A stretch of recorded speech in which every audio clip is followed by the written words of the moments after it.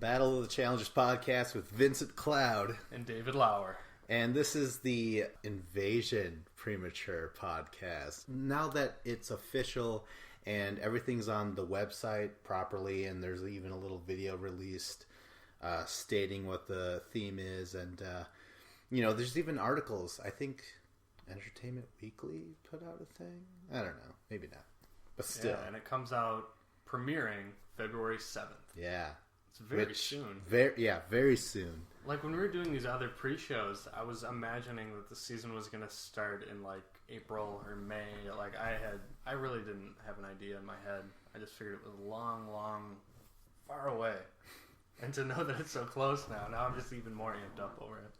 Yeah, it really snuck up on me there. And above all things, I've also learned that the premiere episode, February 7th, is going to be 1 hour earlier. I think the show in general is going to be 1 hour earlier. What would that be? 8 o'clock instead of 9? Oh. I have no idea. But the premiere is going to be 2 hours long. 2 hours? Okay. Yeah. So like the first episode, you kind of introduce all the characters, or all the contestants? Challengers. All the characters, yeah. Okay. TBS. And then like the second episode you get a mission and an elimination perhaps? I am hoping, because if we remember Rivals 3, the very first episode, we didn't have an elimination. It was all character setup and shit like that. Even though a lot of that didn't lead anywhere, but still. So I'm hoping that we do have a clear beginning, middle, and end with these 2 hours. Because Rivals 3, it did seem like it took them 4 or 5 episodes to really, plant their feet and get some traction and get a good flow going to the season. Yeah. So hopefully this year they start off with a bang, and they kind of... It just comes down to their editing and whether they're just going to be like, hey, get drunk a lot, start fights because you just got here, or if they're really going to focus on getting towards the missions and setting up like the dynamic of the season where it comes about winning. And basically that's what it comes down for me. Yeah. It's like I want to see people are there to compete. A lot of the drunken drama, it's good to be sprinkled in, but you can't do too much of that. Yeah, There's that was a huge detriment to Rivals 3 in my opinion. Or I was like, people get drunk. Yeah, people do argue, but I am trying to watch a show called The Challenge. I want to see challenges, and God help me, an elimination in the same episode, and that was not the case last season. But this, when we get into the theme and when we start to explore exactly what the season's about, this 2 hour episode might start to make sense. Now, it seems like they have a lot to set up, though, because it's a completely new format this year. Yeah, exactly. Yeah, it's kind of, dare we say, the Island-esque, which is odd because a lot of people, in retrospect, are like, that was like one of the worst seasons. I liked a lot of it, though. I think you liked the interpersonal conflicts, Evelyn and Bananas. The actual format, I didn't really care for. I mean, I don't know. Yeah. But I appreciated the fact that they were like being starved and everyone was ornery, and that's why a lot of conflict. You appreciated the fact that they were malnourished. Yeah, because it was kind of like the show Survivor, and that's what the island was supposed to be like. Survivor, where they're just like eating rice, and they just want a real meal. Now, the only thing I have to say about that is that when the challenge dips into starvation or sleep deprivation, that sort of thing, where it's very Survivor-esque, the characters, as we say, the competitors, are miserable, and they don't give us too much on camera. They're just like, what do you want me to say? I'm tired and I hate this show. You know what I mean? Yeah. That's it. With the sleep deprivation, yeah. But like, I thought on the island it was cool when like the guys are like, who was it? Was it Dunbar? Dunbar, yeah. Dunbar, he's like, well, I'm a guy. I weigh twice more than you, so I should be able to eat twice as much as you. Like, you get 1 egg, I get 4. Okay. And, like, that's how he wants to ration out the food. And, like, well, didn't, like, Bananas and some of the guys, didn't they, like, hide some food somewhere and bury it? It was all terrible. I do remember that. Yeah, it was, really exposed people for the scum that they were. Yeah. So maybe that's what we're going to get with this new season. But let's get into it, because they're like, what do you mean it's like The Island? Is this The Island 2 : Invasion? Is it? No, it's not. Well, I don't know. Free Agents Invasion? No, it's not Free Agents. But it is an individual format. Everything that you read, they're really sticking to that. They're like, no, this is individual. But they are kind of setting it up champs versus challengers, or champs versus underdogs. Ooh, let's get into that, though. Yeah. One sentence at a time. All right, so we're going to go, since I have to cite this fucking thing that we're getting this information from. Dave was like, it's not right if we don't say where we got this information from. I'm like, I don't think it matters. Because we're not getting paid for this. This is a free podcast. Yeah. That's why we need to plug our sources. As in, like, MTV will eventually hear that we're pimping them out, so they'll pimp us out in return, or what? Well, ideally, yes. No, there's no fucking way, because at least I do. I dog on Leroy, a fan favorite. I dog on Bananas, a fan favorite, and I dog on TJ, the host. There's no way they're gonna endorse us. I love TJ though. I know TJ's back. I know, but like, there's always me where I'm just like, I can't stand still and not say anything about TJ. So, well, you're a commentator. We're commentating on the challenge, and part of that is critiquing it, saying what we like and what we don't like. Right. Yeah. So it comes with the territory. You're gonna have people that you don't like and people that you like. All right. Well, but yeah, when we're reading stuff off the website mtv.com, they've posted some stuff, and it's really gotten people on the internet a buzz about this new season. And I mean, because now they have the premiere date, and you can go on their Twitter. There's tons of stuff on Twitter about the challenge. Lighten up with invasion shit. Yeah, well, that's cool. So let's read this article. It says, let's see, what does it say? It just says, Underdogs will have their day when the challenge returns for season 29. Under that, 18 competitors will shoot for their first wins on the brand new The Challenge Invasion. Now, reading this right there as it is, it's all about the people that have never won. Underdogs. It's all about them, right? Okay. So underneath that, it says, for every challenge linchpin who successfully won gold, parentheses, Bananas, Darrell, Evelyn, all those champs and shit, many have tried for first place and failed. So we're kind of getting a Ruins vibe, a little bit. Champions versus challengers. But when MTV's beloved competition show returns for season 29 on February 7th, the Underdogs, again, underline, will finally have their day. Get it? Dog Day Afternoon, that sort of shit. And then it goes on to say, on the heels of Rivals 3 comes a new type of game called the Challenge Invasion, which will usher 18 winless contestants, again, vets and first-timers alike, to a deserted... What is that word? Island? Austere wasteland? What does that mean? I don't know. Fred Astaire? Fred Astaire. What did he do? I don't know. You can Google that. Did he dance on the walls or something like that? Fred Astaire? Yeah. I don't think he was. Was he a tap dancer back in the day or something like that? I thought he was a singer. An old-timey singer? I think so. I think he was in the movies. Yeah. I don't know. Either way, okay. I thought he just drank and sang songs. But let's focus on this. To a deserted wasteland called the Shelter. Oh, isn't that funny? Underdogs go into a shelter, dogs into a shelter, dog shelter. Wow. Yeah. Peter might get on the phone here. Yeah, and then Peter will get upset. They'll show up and they're like, "Wait, these are just human beings getting treated like shit." We don't care. Yeah. Animals are worth more than human beings. All right, so, and then it goes on to say, the Underdogs will battle across a series of contests for the chance to move out of squalor and into typical challenge luxury. called the Oasis. Now, right away, I'm just like, luxury? They always live in a really nice house. In bunk beds. In nice bunk beds. I mean, if they're not... as long as one of the other people doesn't, like, load their bed with, like, bugs or cornflake their bed or something, you know? They're nice houses. Yeah, they're nice. Okay, whatever. But I'm not going to try. I mean, but, you know, compared to whatever the squalor is going to be. Right. Yeah, that's true.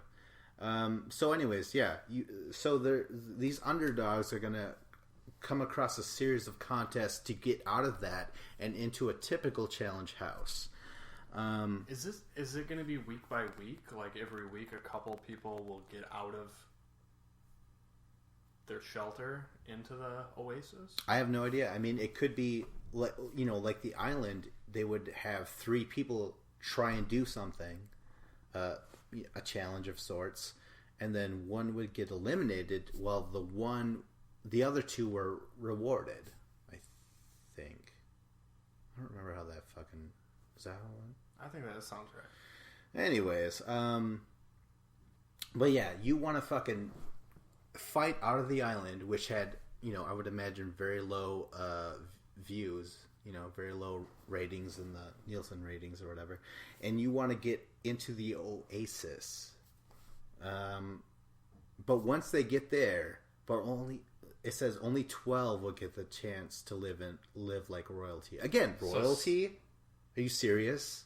Royalty? Yeah. No. I mean, they're probably... they are stretching it. They just said typical challenge luxury, and then they say later on royalty. No. Bunk beds are never... We'll bus you to the bar, but you have to buy your own drink. Yeah, exactly. So, like, all this is just, it's not even hyperbole. That means 6 of them aren't going to make it.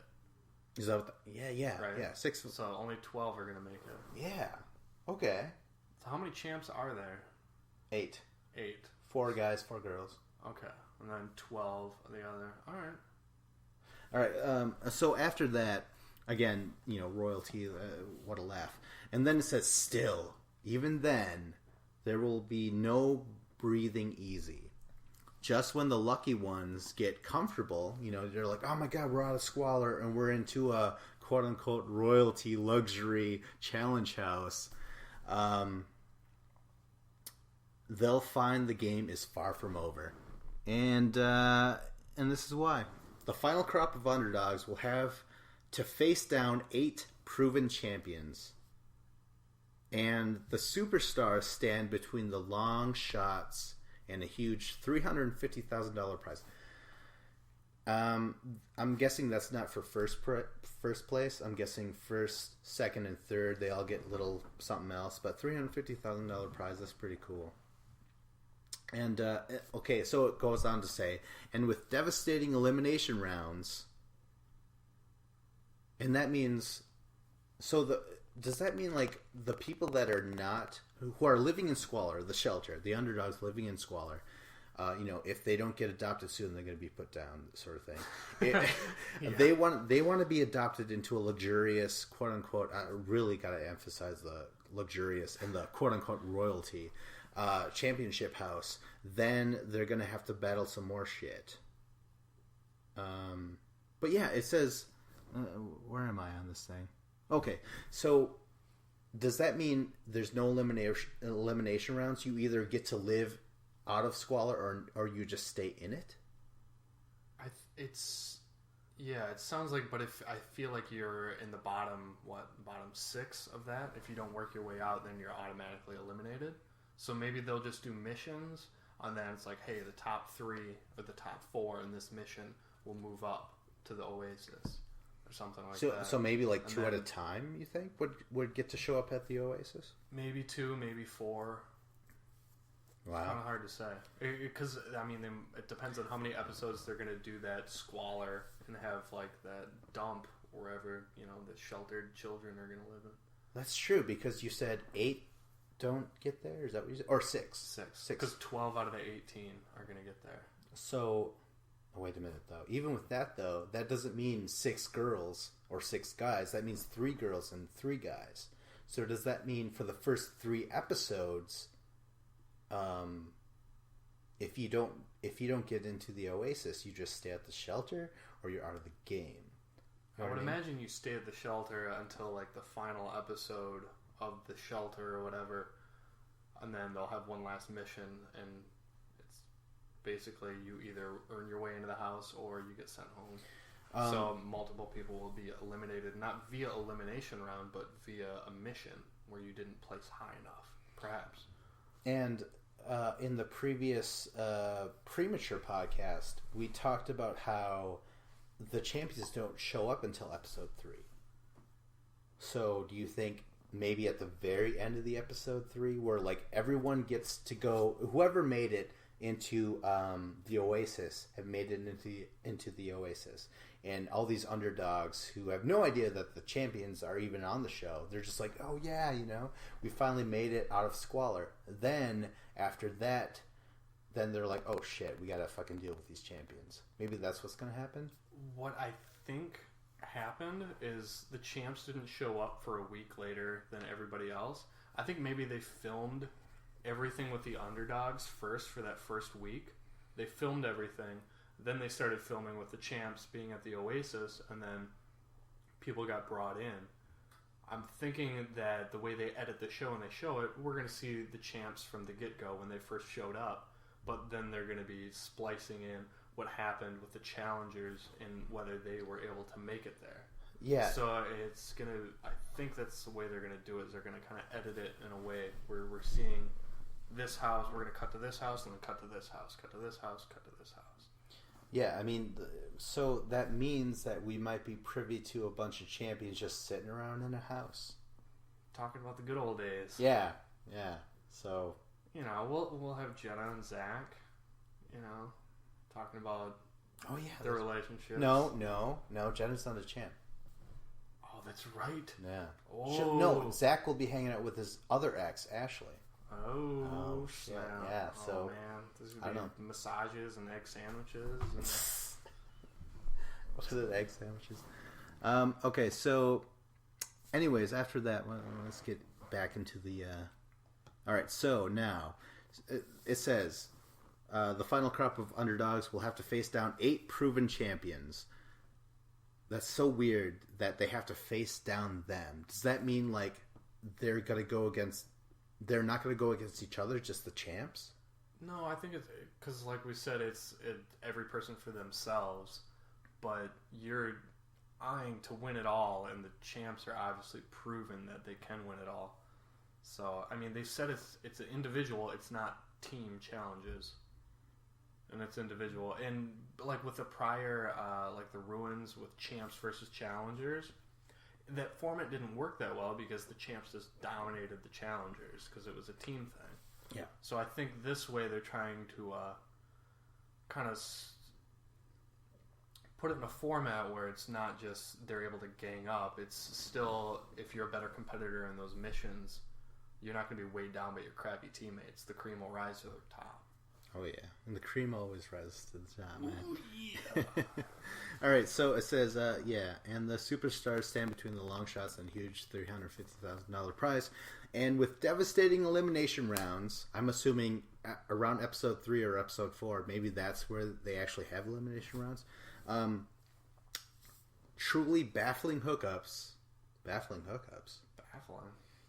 Well, Tony's around, but he could hook up with TJ, nothing. and it wouldn't even be baffling. To Yeah, me. I wouldn't blink an eye. I would keep my eyes wide open because I'm like, oh my god, look at TJ take that shit. Yeah, my eyes would be open just because I'd be rolling my eyes. Baffling hookups, and the first ever 3-day final on the way too. That 3-day I read, final, and I was so stoked for it.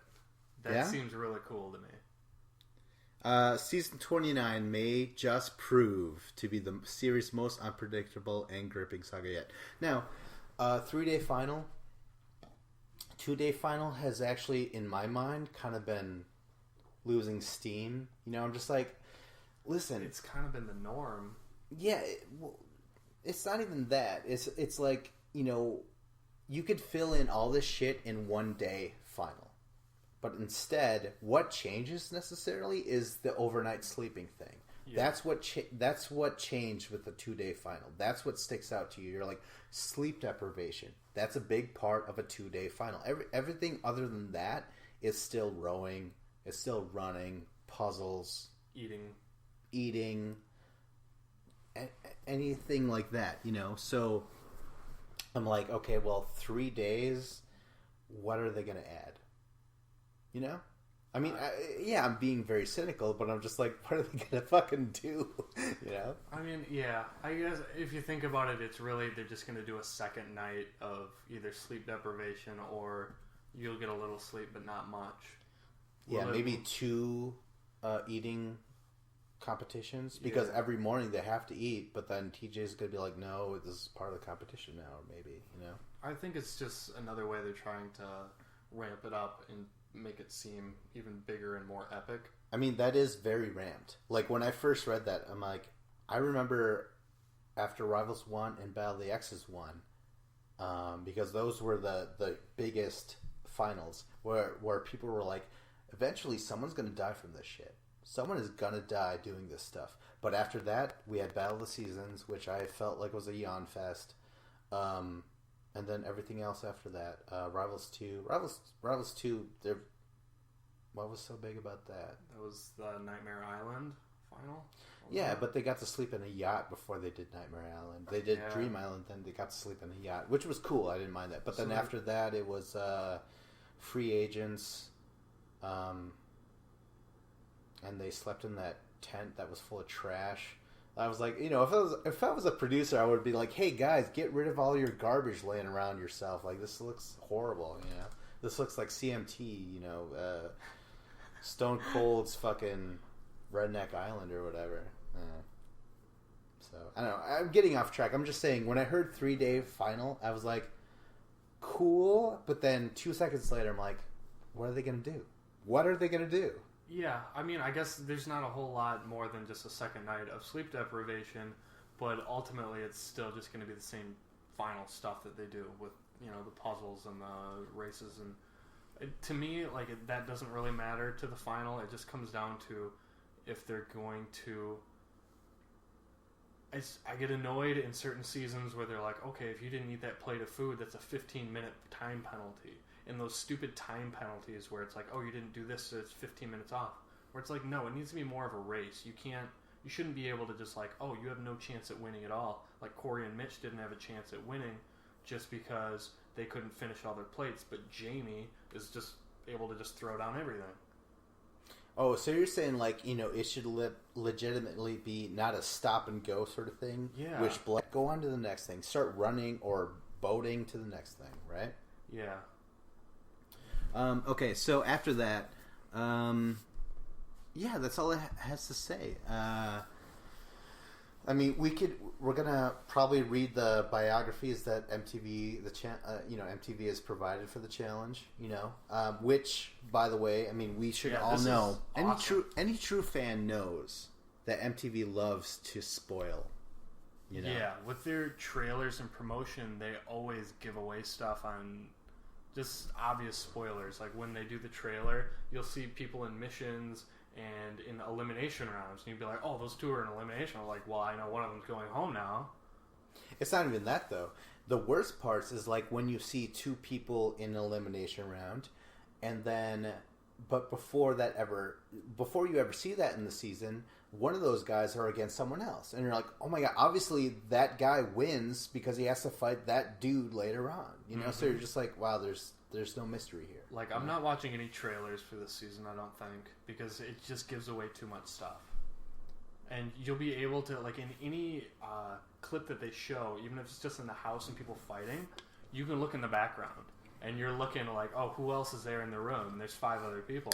And you're like, oh, geez, I didn't see a whole lot of Nani. Maybe Nani's going home or something, just hypothetically. Right. So they give away a lot of stuff. So, I don't know, with all this being said, I mean, so far, how do you feel about this? I'm excited. There's some island thrown in there. Yeah, it's a new format, so it's kind of hard to judge whether it'll be good or bad. But it's better than something like... I get bored with stuff that's constantly rehashed, and I like the fact that they're trying something new, but new doesn't always mean better. like it can fall kind of on its face. Like with Bloodlines, it was new, but they kind of botched it where they had the Bloodlines working together, and then they split them up on opposite teams where they're going against each other, and then in the end they were back together again as a team. Yeah. So they screwed that all up with that format of that show. But hopefully with this format, it seems cool because it seems like it's kind of contained to the earlier part of the season, earning your way to go against the champs. And then once you make it there, they have a numbers advantage. There's only 8 champs, and then there'll be 12 challengers. And it's going to come down to, getting voted in and stuff like that. So the political side, they have a slight numbers advantage. It's kind of anyone's game, hopefully. But like we're saying with the final being 3 days, to me, if you've already been in a final, it gives you a big advantage because you're used to it. If you're Cara Maria or Johnny Bananas, that's true, or Laurel, you've been there, you've done that. Yeah, because those 2-day finales almost broke down those guys when they were experiencing it. Now they're just like, okay, now we already know it's 2 days, but these new guys, these underdogs who've never had a chance, they have to experience that. Now, the one thing that I really want to point out, though, is that it's a huge emphasis on underdogs, people that have never won before. But if you're putting in champions who have won, is that a huge deceitful sell? Like, this is what would you call that? They're kind of building up the underdogs in order to kind of just end up getting squashed. Well, it's that, but it's also saying like, hey, this is about people that have never won before, and then they have to face people that have won plenty of times, like Johnny Bananas. But if you put in a bunch of people that have won before in a legitimate competition, what if all these underdogs are eliminated before the 3-day final? Right? It's possible. It's totally possible that this final only has champs in it. Yeah. So, in fact, I would say it's almost inevitable because I feel like Laurel, Cara Maria, they're such great competitors. I don't see them not getting to the end. Yeah. And for the guys' side, CT, Bananas, Zach, Darrell. Yeah, these guys are so good where I can't imagine them not getting to the end. Yeah. But if they don't, imagine they're really going to build a big star if one of these challengers is able to step up. If Tony steps up his game, quits thinking with his other head and starts thinking with his brains and focuses on winning. Yeah. He could really be great. Or even Corey. Corey's an underdog, but I still think that he could do great things. Yeah. I'm just saying, don't even bother putting on this emphasis of these people that have never won before, when really they don't stand a chance if champions are able to not only be an obstacle for them, but they are part of the show eventually. I don't even see the point of making an emphasis on underdogs, and it's kind of just part of the gimmick of this year, their theme. So that's why they're emphasizing it. They need to have, because if you have rivals, you're just constantly rehashing the thing that they got into a fight over a couple years ago, and then they just harp on it. And this year, it's just underdogs versus champs, and they're going to harp on that the entire time. Now, in the previous podcast, we were talking about how TJ will have to fool the we'll call them underdogs now, but would have to fool the underdogs in the first 2 episodes by saying, hey, this is the challenge, free agents. That's what we said before. Free agents 2. You know what I mean? So is he going to welcome people and say, hey, this is called underdogs? All of you guys have tried and failed, or you're all new, but for this season, we're going to crown someone new. Could you imagine how excited everyone's going to be? They're Corey's going to be like, man, I came close last time, with my cousin Mitch and shit like that, awkward as fuck, but he was there with me and shit, yeah. But now, none of the, they think that there's no champs there. They just think it's them, the underdogs. So they're Corey's oh, heck yeah, I got this. I don't have to deal with guys like Bananas and Wes and guys who have a higher skill level, more experience. He thinks he's going to coast his way there, but once he wins, then he gets sent to the real shit.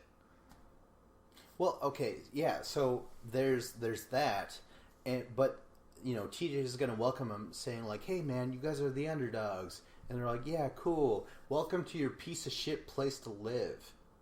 You know what I mean? Yeah. Like that's going to be really fucking weird. I mean, now that you mentioned that, I do feel like they're going to have to be way more forthcoming with like, "Hey, you're starting here, but you can work your way up."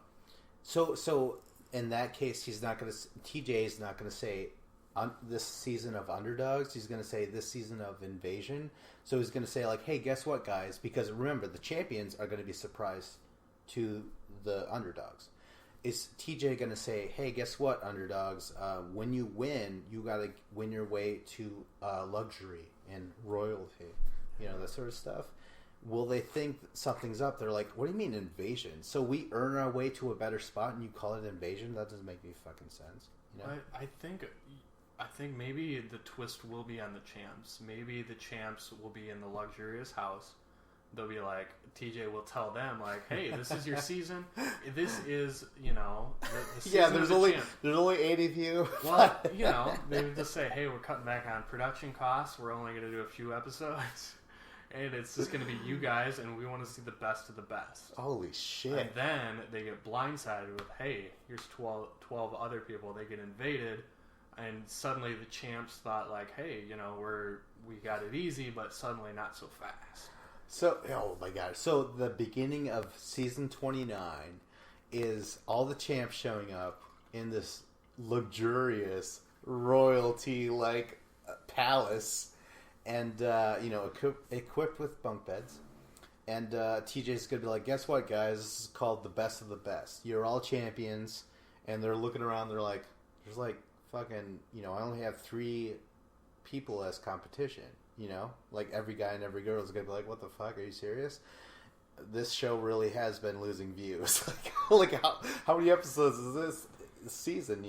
And actually, if you think about it, remember the island only had like 6 episodes. Do you remember that? It was like a very short season, 6 or 8, something like that. I'd say it was 9 or 10, but no, it was very short. I want to say 6 or 8 episodes. Weren't they longer episodes? I feel like they were very long, but still, I mean, this premiere is 2 hours. Yeah, but the regular episodes is going to be an hour. I feel like the island ones are like an hour and a half or something. They were pretty long. But so is TJ going to be like, "Guess what, challengers? Or champs? This is best of the best. This is our last season." You know what I mean? Because that would be the only explanation for that. Yeah, and then, it doesn't really. It doesn't really work either. I don't think there's a way that they can really swerve one of the 2 groups into thinking that the people they're around are the only people there. Exactly. It just doesn't seem to work. They might just have to be forthcoming with it. Or, they're gonna, producers have done this before. They're gonna be like, "Hey, guess what? Try and pretend that you don't realize that you're gonna be with your ex this season." So, when they announce it, they're like, "What? No way, bro!" You know what I mean? That sort of shit. Yeah. High five. And "There's no fucking way." You've either hooked up with, been in a relationship, or something with then one of these people, and you're like, "Yeah, no duh." Yeah, you got to roll your eyes, and then producers will Sarah, re-edit that and say like, "Oh no, they actually rolled their eyes when they realized they had to be with their ex." You know what I mean? Not when they realized, they rolled their eyes when they realized like, "I already fucking know." Well, yeah. Theme. Sarah's just looking over at Vinny. She knows like, "Oh jeez." Yeah.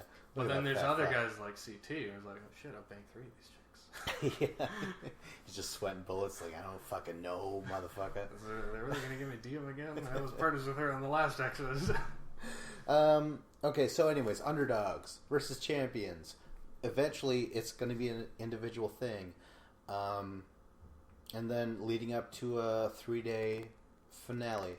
So in the meantime, though, let's read off these little bitty biographies that MTV, the website, let's plug them, says about them. Should we read into that? Yeah, let's go through. And the cast this year is awesome. With the underdogs, there's some people that obviously I don't know because they're from the real world or are the one. Yeah. And I've just never seen them before. But yeah, they give a rundown of everyone and a little sneak peek of what they're trying for or what could happen to them. Yeah. When there's like a little bit of speculation in them, not full-on spoilers, but foreshadowing, to say the least. Quasi spoilers. So if you don't want shit to, color your perspective of the season going forth, maybe tune out, because I think we announced everything that was new to us for the most part. We announced the theme, we announced the whole underdog shit and stuff. So if you're not prepared to have some stuff quasi spoiled for you, turn away. Subscribe comment. I mean, this is this is Battle of the Challenges podcast with Vincent Cloud. I don't think there's that much stuff that's spoiled in it to say don't listen to it, because it's on their website and there's but it doesn't eliminate. It doesn't show you anyone that's eliminated. Yeah, but to be fair, we both know as fans that MTV spoils. They don't care. They do in their trailers, but in this, I don't feel like it's as much. I kind of disagree, because if they say I'll throw this out. Anthony wants to prove his worth, but he gets into a little relationship, and maybe he doesn't want to prove his worth. He wants to get with the girl. Now, if Anthony is in an elimination in episode 1, and we haven't seen him flirt or anything, we're just like, oh my god, he's going to win this. Oh yeah, because he still has to have that storyline play out. Exactly. That's true. So word of warning, if you've loved this podcast so far but hate to be spoiled, turn away. Right? I guess. Yeah. Just click the like button. Yeah. Do everything that you wanted to do before. Let's get into it.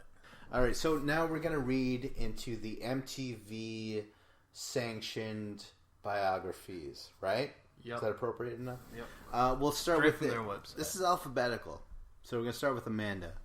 Underdog. And it says the Are You the One alums short fuse seems to be lit in perpetuity. Yes. Is that the word? But she says she's trying to keep her cool on the invasion battlefield to win and help support her sick father. Remember that on Rivals 3, she was talking about her sick father. Really? Yeah, I remember that. I don't remember that at all. That was the only thing to me that justified her, being so... her lashing out at everyone. She's like, fuck you, I'm here to win, or whatever, because she has a sick father. That to me, it's like, yeah, if you have a sick, any family member, you're going to be acting way more aggressive. Because it's way like more you're important. making excuses for Camilla here, almost. No. We'll get to her. But for Amanda, she has a sick dad. Okay. Dude. Yeah, I mean, that's definitely something that's going to give you motivation. But, really last year in Rivals 3, when she showed up with Nelson, she was drunk and picking fights for, the first night or first 2 nights. Yeah, it was 3 fights in one night. And then she just toned down. After that, she didn't do it anymore.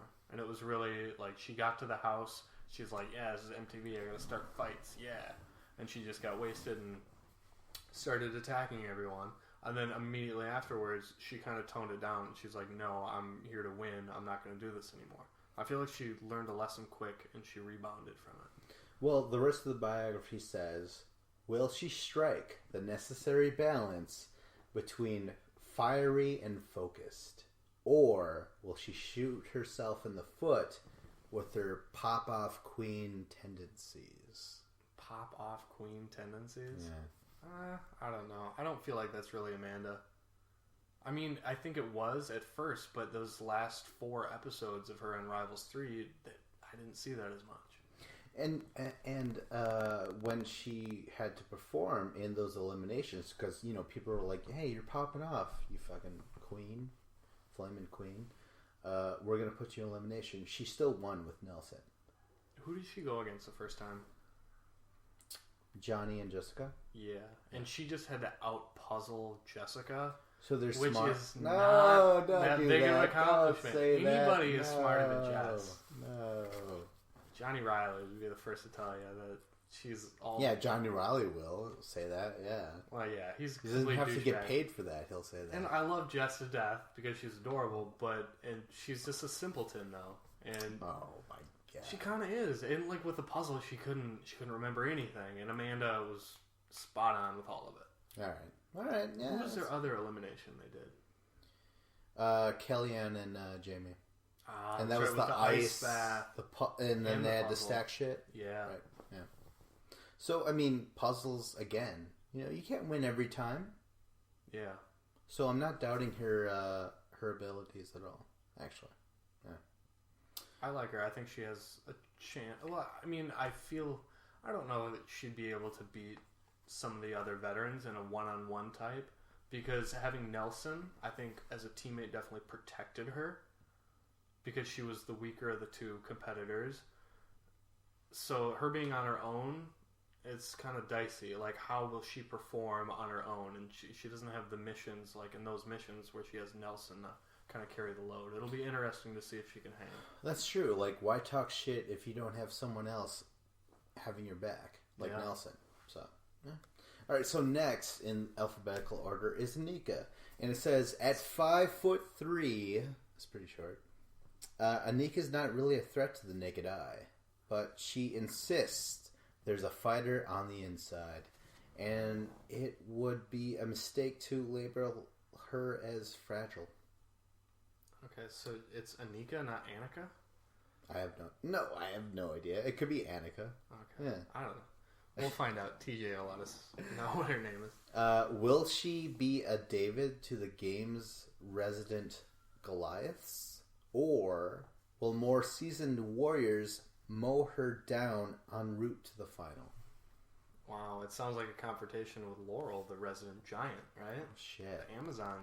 And now that we're on the subject, and it's totally distracting, but the whole David versus Goliath thing, when people say like, oh yeah, it's David versus Goliath, that should teach you a lesson.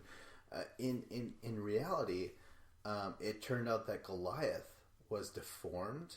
He had gigantism, and he was actually kind of a simpleton. He was like huge and shit. And when they say that David took him out with throwing a rock at him or some shit, it was actually a slingshot. That's actually a weapon. Well, it wasn't a slingshot. It was a sling. Yeah, it was a sling where you whip the rock. Right. It was a sling where you take a stone, a very deadly stone, if thrown at a person, whether it be normal or person suffering, emphasize, with gigantism. No, look at Bigfoot Silva. He's in the UFC. He has gigantism. He had gigantism. No, he has it. You don't lose it. I thought he had a surgery stopping it. Well, they remove your pituitary gland, which is producing all that hormones, but still, your body still has the effects of it, which can help you because you're bigger and stronger because of it. It's like basically being on growth hormone, but it just keeps coming and coming and coming. Yeah, so that's why they have to remove your pituitary to stop all that. But I think the story of David and Goliath is really about brains versus brawn, Yeah, it was supposed to be, but David, in reality, had basically a weapon. And Goliath did not. And but Goliath was not all there. He had some defects going on with him. He was big and huge. He's like, duh, what do I do here? You know what I mean? So and it wasn't just gigantism. It was Okay.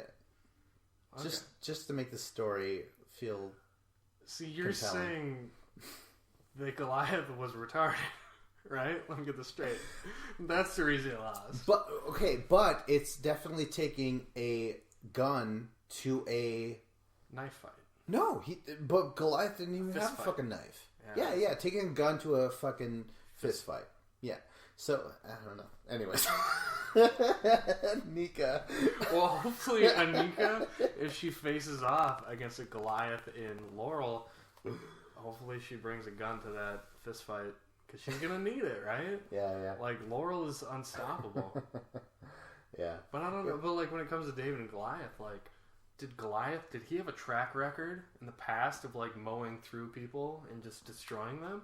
Or was he just brought from like a small little town in the Alps like Andre the Giant and they were like face off against him? I don't know yet. Was it his first fight or was he a vet? I don't know. No idea. But I mean, I'm just saying, I guess, that the whole David versus Goliath thing is outdated. It always has been. It's misinformed. It's a weird way to talk someone else to say like, yeah, it's David versus Goliath. No, David kicked the ass out of someone that didn't know any better. Okay. I mean, I've never heard this I'm before. not going to lose sleep over that. No, I have no issue with that. I guess I just never knew that Goliath didn't, he wasn't playing with a full deck. No, he wasn't. No. Wow. And David was using a weapon, so, yeah. All right, so let's go on to maybe perhaps this season's David. Anthony. I think he's from Are You the One? Debt incurred during Anthony's college years has landed him in his parents' basement. Wow. Well, I currently live in a basement. Not my parents' basement, but a basement nonetheless. Where are you moving to after that day? Moving on. And he says, and well, he's more than ready to fly the coop. Winning is the goal, he says, and anything short of that is a disappointment in my eyes. The Are You the One contestant insists. So okay, he's basically there to get money because he doesn't want to live with his mom anymore. Yeah. But like, how old is he? He's probably like 22 years old. There's lots of 22-year-olds that live in their mom's basement. Yeah. I'm sure that many of our listeners live in their mom's basement. I have no issue with that. I love my mom. Yeah, the one listener is like, fuck you guys, I live in the fucking attic, man. Yeah. Well, hey, you're moving on up. But, it makes sense. Everybody has different living situations, and you always want to better it. Right. So. Okay. Next is Ashley Kay, who is a champion. The Real World San Diego export might have found success on her first and only challenge, Battle of the Seasons. Yeah, with Zach and, what's his name? Frank, yeah. What's his name? Only the best fucking player we've had in years. And Sam. Sam. Yeah. No, it should be said Sam, because Sam was good. She was better than Devin. She was better than Ashley, in my opinion. Yeah. And she's here. So she says, but she still feels pressure to prove herself to assholes called Dave.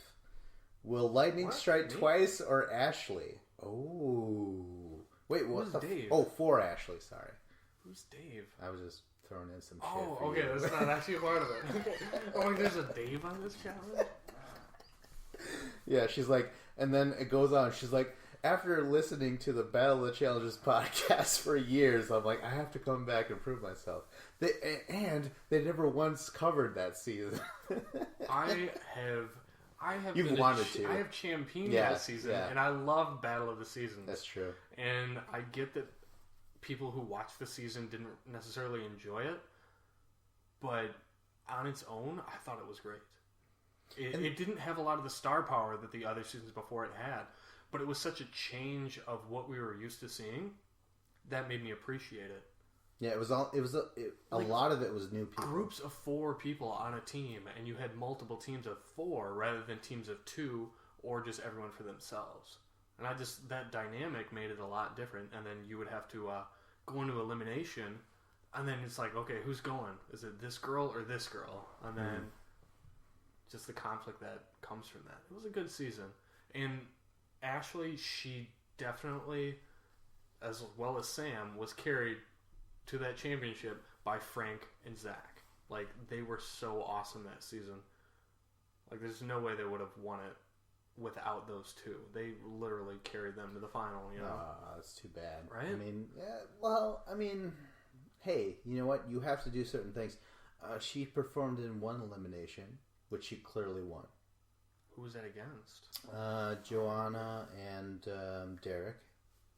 It was to get to the final, and she performed adamantly. I mean, she won. You know. Oh, Derek. I don't know. I don't want to rip on her too much. Like I said, like, you know, she wants to prove herself in this biography. So a lot of people said that. I'm sure they're like, yeah, you won, but with like the two greatest rookies of all time, Zach and Frank. You know, and Sam. It's like Joe Montana won, but it's like, oh, he had Jerry Rice. You know. Yeah, or something like that. Is that how it happened? I don't know, but there's different football analogies and sports analogies with teams where it's like, yeah, you won, but you had a great team around you. Oh. And it's not always up to you if you have a great team around you. So if you do get a good team around you, like, you at least did what you had to do to not hinder the team. Devin. Yeah. Yeah. Well, she's here now, and yeah, she's probably got a chip on her shoulder. She's like, you know, people don't think I actually fucking deserved it. All right, so let's go on to another Ashley. Instead of Ashley K, Ashley M. Smashly. Yeah, last seen on Rivals 3. Ashley and Smashley? Ashley and Smashley? Right? I'm okay with that. Yeah. Yeah. I mean, whoa, but what if Ashley M cleans up her acting? She didn't do that. Let's read into the biography provided by MTV. At first glance, Ashley's a boy crazy party girl. No doubt. Yep. At first glance. What do you mean? Like, not at first glance, but we've seen her plenty of times, and she's proven in front of our naked eyes that she will get naked with guys. Yeah, she slept with Jamie the first night there, and then I think she slept with Tony. Yep. Yeah. She's got a couple notches in the headboard already. But she proved on Rivals 3 she's got more than a little fight hidden inside. She says she's grown up a great deal from her Smashly days, but will she have matured enough to keep her eye on the prize and ignore the distractions still to come? The distractions, of course, penis. Oh yes, yeah. Very distracting. She's like, oh, fucking, it's all hanging around like it's a goddamn meat chop. What do you want me to do? I feel like Ashley is a lot like a female version of Tony, where they're very distracted by the opposite sex, but they're also great competitors, but we don't necessarily always get to see that because they're so distracted by the other stuff in the game. Right. They have tons of potential, and I think Ashley, she did in the season start to really show how good she was. Yeah. As she stuck around, she seems like she's a legit good competitor. And it was weird because even though she would get drunk and party, get into fights, she would still show up to the missions and look legit and look better than a lot of the other competitors there. Yeah. So, I mean, that's all that counts. Like, you could do whatever it is outside of a mission and elimination or whatever, but, you know, that all goes away as soon as you step into the ring, so to speak. Step inside the octagon. All right, so next we have another champion, Bananas. I think it's great that there's no Johnny anymore. Yeah. Or a Johnny Bananas. It's just Bananas. Long gone. Yeah. Bananas might have some karma coming his way after taking the money he and Sarah earned on Rivals 3 and running, but he'll keep running and keep fighting until he's got nothing left and is intent on extending his legacy as the winningest contestant ever. Now, what kind of a biography is that? They're just like, you know what? He wins, but he'll probably win some more. Like, yeah, that's all I take from that. No, but it sounds like he's going to get some karma coming his way because... No, they said he deserves some karma, you know? Yeah, he always deserves karma. Like, is this the first time he's been an asshole before showing up to a new season? No. This has given us nothing new about him. How many times did people say, like, he was an asshole? Like, the island. They could have said that on the ruins when he showed up. Like, yeah, he was an asshole on the island, and here he is. He deserves some karma. What happened? Even there was no karma. He won. When he screwed over Camilla and then Nani. Yeah. And then Issa. It's the same thing. It's not really adding anything new. They're just saying, like, yeah, he wins a lot. All right, so next... so we're just done with Bananas? Yeah, well, we already talked about him in, like, part 1, right? Yeah. Well, what is there to add about? I feel like there's definitely a big bullseye on Bananas because of what he did to Sarah. We say that all the time, though. Yeah. I feel like we say that all the time. Yeah, we do. But I think that his constant winning, though, I feel like this time it's not just going to be the underdogs. I feel like the challengers, or not the champs. I feel like the other champs, I think they realize it too. And I think it's not just going to be the underdogs going against Bananas. I think the champs will go against Bananas too. Because if they are there for that paycheck and to win, they're going to have to get rid of them. And especially the fact that it's not a team thing, it's solo. I mean, you got to vote him in. That's true. I was going to say, like, no, Darrell, CT, Zach, they've all eventually worked with Bananas. Yeah. But I guess if it is individual, I mean, that'll be something else entirely. So, yeah. And, I mean, there's going to be alliances. But I feel like in those alliances, I feel like somebody has to... I mean, I know that Bananas will probably have Dario on his side after Dario's actions last year. He's selling out for Bananas. God. But I feel like... I don't know. Maybe it's just hopeful, wishful thinking. But. Yeah. I mean, yeah. Let's get on to the next guy real quick. Bruno, Underdog. Bruno might have faced down his demons on Real World Skeletons, but his closet isn't clean. Is he going to come out of that closet? Or he's got skeletons in the closet? And there might be more waiting on invasion. Oh, shit. The Underdog was recently living in his Jeep, but says he's beaten the odds every time, quote unquote, and is prepared to handle any curveball tossed his way. So he was living in squalor? So that means he won't mind? Yeah. He's like, the shelter. I love the shelter. Yeah. So, wait, hold on. There's a roof over my head now. Have we bypassed a whole thing where, like, okay, so if you're not in the shelter... I mean, okay, there's the shelter and there's Oasis, right? Mm-hmm. But eventually there's only going to be one winner. If you don't earn your way into Oasis, does that mean you're not part of the challenge? Yeah. Yeah, you think? Yeah, that's what it seems like. Okay. All right. Because it seems like 6 of the 18 challengers won't make it to that house, so it seems like they're gone. Okay. All right. Because, like, I mean, that'd be crazy if, like, he's like, yeah, man, I don't give a shit about the shelter. Like, keep me in. Like, I want to stay here. Yeah. I'm used to living in a Jeep. Yeah, exactly. At least this house doesn't have wheels. Okay, so that was Bruno. Next, we have CT. And it says, a reliable performer, yes. But CT has proven to be a bit of a loose cannon over the years. I would say he's settled down over the years, if anything. Well, I mean, he was a loose cannon early in his career, but I feel like for the last 3 seasons that he was on, not so much anymore. 3 years after his last challenge, though, he insists he's changed. His last one was Free Agents? 3 years after his last challenge. That's 3 years, though. That's like 6 seasons worth. So I don't know how... Was it Free Agents' his last one, or was it X's 2? It was X's 2. Yeah. Okay. Yeah, X's 2. Because before that was Free Agents. But I guess CT insists he's changed.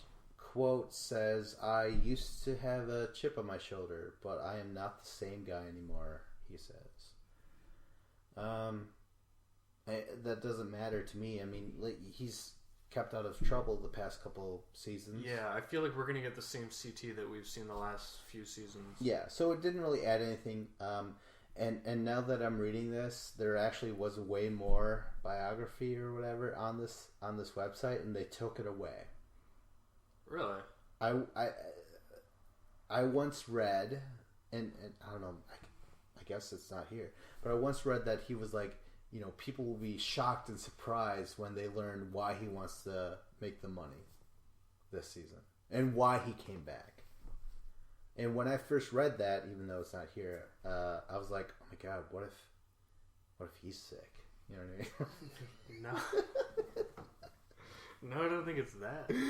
He's like, you know, not a lot of people fucking know this, but fucking cancer, shit's contagious.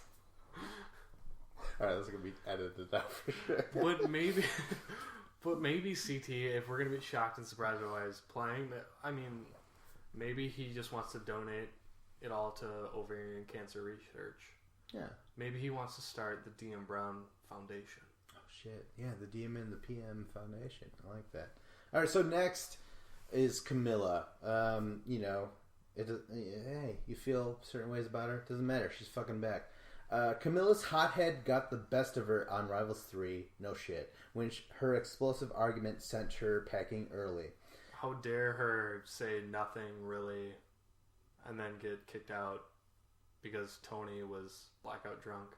Well, they said plenty, but they didn't physically do anything. She threw a glass at the counter. That's not right. at a person. She threw it like at the floor or something and broke it.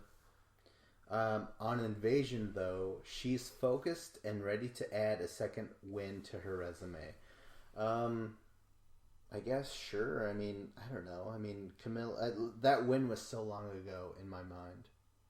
Yeah, I don't even feel like she won it. She just happened to be paired with Bananas. Oh, don't say that. Come on. Right? I don't know. But, like, Camilla, I feel like she's kind of just there to try and redeem herself from last year. She's trying to redeem herself from every previous season. Yeah, exactly.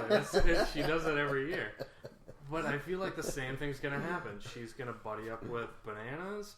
They'll act like they're a group, but then Bananas will sell her out, vote her out, right? Like he does to all of his female friends. Yeah. And then, this is part of the game. Quit taking it personally. But if it happens to me, I'll take it super personally and act like, oh, we were best friends. Yeah, Camilla is, she's old hat. She's one trick pony. Like, I just feel like I know exactly what I'm going to get out of her every time she shows up. She is a good competitor, though. She is. It's just emotionally, she's scatterbrained and crazy and is always getting into fights with anyone and blowing up over nothing. Yeah. And she's so volatile. It's like, why don't you just vote her out and keep throwing her in elimination until she's gone? Yeah. And Camilla has that win, and I feel like that's one of the biggest reasons why she's part of the champions. Because who else is going to return? There's so many people that we could get back, but Camilla, she keeps showing up, and producers are like, she is technically a champion, so. Yeah. Who else would they bring back? They could bring back Carly. Carly? I don't even know who Carly is. Carly. Jillian. These people are like from like Darrell's era. I feel like they're long gone. They probably have like. No. All right, next. I'd rather have Camilla than Anissa. Let's say that. Yeah, or she's Nani. not a champion though. Anissa's not a champion. Neither is Nani. That's true. Try as she might. I know, but it's hard to get champs, and the fact that she was partnered up with Bananas gave her that title. So. Next, we have Cara Maria. After just falling short of a W a handful of times, Cara Maria finally touched Challenge Gold with a win on Battle of the Bloodlines. And now that she and Abram have finally broken up, she insists nothing is holding her back. Wow, nothing seemed to hold her back last time when they were together. So, thank you, MTV. Thank you, Cara Maria's quote. That doesn't give us shit, Yeah, she didn't give a fuck if she was with Abram and Abram was in the mountains. She's just like... Well, she did whatever she wanted, but then once Abram showed up in the house, she just cowered and wouldn't even stand up for herself. And just let Abe kind of manipulate her. Throw in Thomas. What's to stand up for? Saying like, I want to break up with you. That's standing up for yourself. Yeah, I guess so. But, I mean, like, she was all pissed off. She's like, I hate that he's here because it's throwing my game off and I feel weird. I'm like, no, you feel guilty because you were fucking around with Thomas, of all people. What did he have? What did he have to offer? Nothing. Thank God he's not on this season. Holy shit. Cara Maria was telling Jamie, like, I was planning on breaking up with him anyways. That's why I was getting with Thomas. And now he shows up, which just complicates things because she wanted to just do it off the show. And now that he was there, she was like, well, shit. Her whole end game was to win. So she kind of had to play both sides, Yeah, she wanted him to find out when the episodes aired. Yeah. Yeah, so I don't feel bad for her at all. It's weird because I'm like, yeah, Cara Maria's back, but I don't feel the same about it. Because, like, she just, rubbed me the wrong way because she rubbed Thomas the right way. I don't know. All right, so next is Corey. Revenge could be the driving force. for Corey, who was unexpectedly tossed from Rivals 3. Needs to go the distance on Invasion. Like Hunter, though, okay, they're referencing someone we haven't even read about, he got a weakness for women. Which is kind of true. He's always about, like, you know, it's either Anissa or Cheyenne. Remember that? He was always just, like, kind of pawing at them and shit. Can he keep his focus to finally ensure a W, or will the prospect of a hookup lead him astray? So now here we're in sort of quasi spoilers. And, I mean, it makes sense. Corey first on Bloodlines hooked up with Anissa. And then on Rivals 3, he was trying to make up for that faux pas and try and redeem himself with getting with Cheyenne, who's super hot. So obviously he's going after Cheyenne, but she wouldn't go for it. You know, she liked the flirting, but she wasn't going to do anything. Yeah. Then Corey is still... What's up with self-respect in chicks lately? That's fucking weird. Yeah, I know. It's so old-fashioned. Who does that? But Corey is still chasing that carrot. He wants to redeem himself to get that Anissa stink off of him. So maybe this season he'll just be preoccupied with the ladies. Maybe he's going to try and get with Anika. That was the hint. Like, the subtle hint that MTV has provided us is like, maybe he's gonna fucking be chasing that pussy and so fucking win finally. And, I mean, honestly, every season there's like at least 3 or 4 hookups. So he doesn't want the W, he wants half of it, the V. Yes, that's perfect, brilliant. All right, next is Dario. After just falling short of the final on Rivals 3, which is true, Dario has risked it all to pursue his dreams of being a Los Angeles real estate agent and is sleeping on friends' couches. Finally, he gets to compete on his own, but will he make smart choices as a lone wolf? Wow, that is way more revealing than anyone we've just read about. They're talking about because they're talking about his fucking real estate agency. Like no one else is talking about, like, yeah, this is what he does outside of the challenge. I don't for 1 second think that Dario has ever sold a piece of property. Well, I mean, he's sleeping on friends' couches. Is that what that means? Well, obviously he's not successful. He's sleeping on his friends' couches. He's tried to sell real estate and he's failed. That's why he's living on a couch. That's why he needs to go back to the challenge to make some money. Oh, wow. I don't think Dario could ever talk me into buying a house. He'd be celebrating the sale way before it happened, screwing over Rafi. Oh, shit. Oh, fuck. Yeah, exactly. Yeah, and then you're talking to him, and you're just like, you know what? Eventually, I want this to happen, and everyone's in agreement. And then when it comes time to sign the papers, like, you know what? I'm gonna go do the opposite. I'm gonna play my own game. Yeah. Nicole told me something that happened 2 weeks ago. Yeah, I'm gonna sell the house to Bananas. He's like, he doesn't want to live here. He's like, fuck you. No, Nicole told me that you were his number one, and I'm not your number one. So. Yeah, exactly. All right, so next is Darrell, a fucking champion. Let's allow his resume to speak for itself.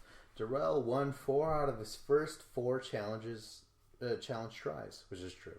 Having made his MTV debut 15 years ago.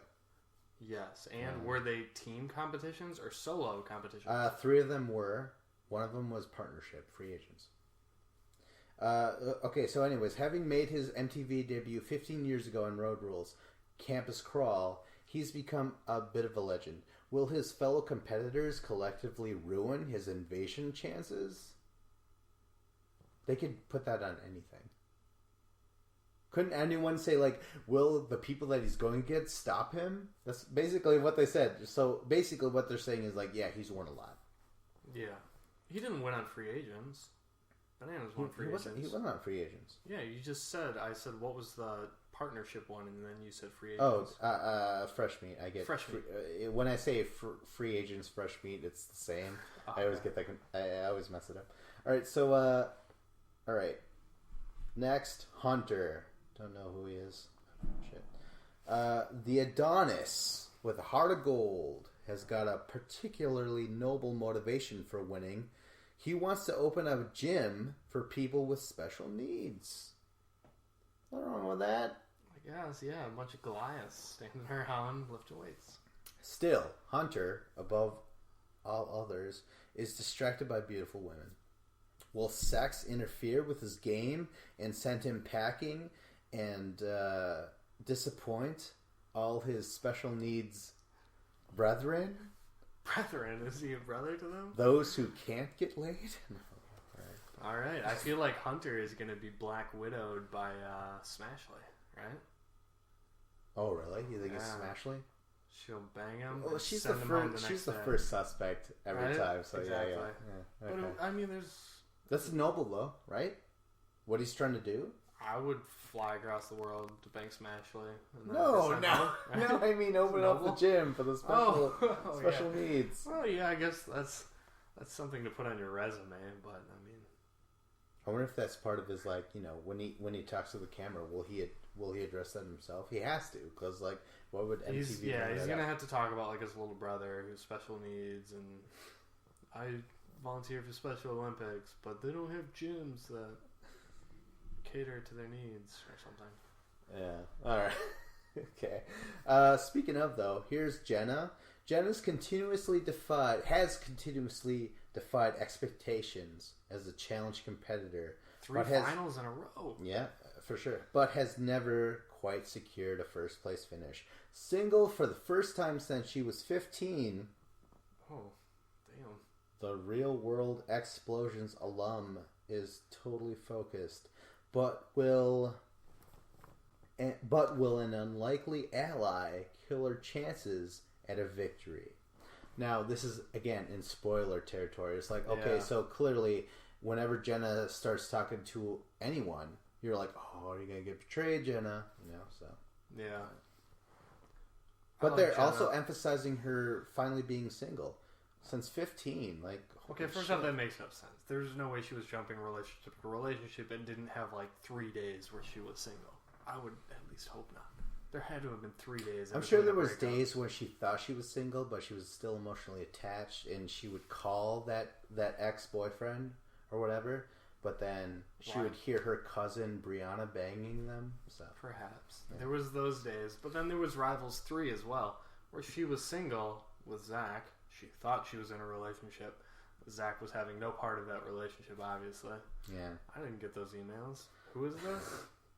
Trashelle? Is that you? Oh, no. So far, this is the second girl that they've emphasized. Hey, they're finally single. Cara Maria and Jenna. So maybe weird. Corey? No, I feel like Corey and Jenna. There's nothing going on there. Maybe Hunter? Because Hunter looks very similar to Zach. Yeah. So maybe it could be a revenge bang type of situation going on. Revenge bang? Oh, shit. Yeah. Okay, so next we have Kayla.